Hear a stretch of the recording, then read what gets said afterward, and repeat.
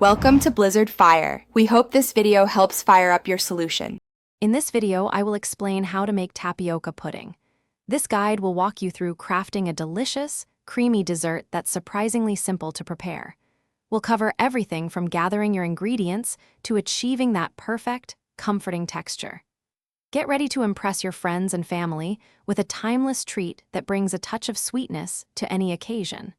Let's dive into the easy steps for this delightful pudding.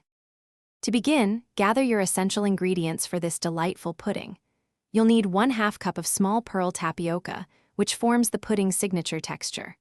Also, prepare 2 1/2 cups of whole milk or half and half for a rich, creamy base. Measure out 1/3 cup of granulated sugar for the perfect level of sweetness. Don't forget 1 large egg yolk for added richness and 1 teaspoon of vanilla extract for flavor, plus a small pinch of salt. Now let's cook this delicious pudding. In a medium saucepan, combine the tapioca, milk, sugar, and salt. Let this mixture stand for about 5 minutes to allow the tapioca pearls to begin hydrating. Next, cook over medium heat, stirring constantly to prevent sticking, until the mixture thickens and the tapioca pearls become translucent. If using an egg yolk, temper it with a small amount of the hot pudding before stirring it back into the pan. Cook for 1 more minute.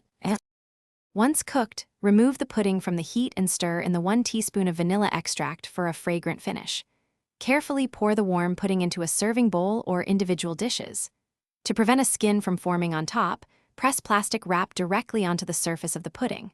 Allow it to cool completely, then refrigerate for at least 4 hours or until thoroughly chilled and set. Serve your homemade tapioca pudding cold, perhaps with a sprinkle of cinnamon. Thanks for watching. If you found this helpful, don't forget to like and subscribe.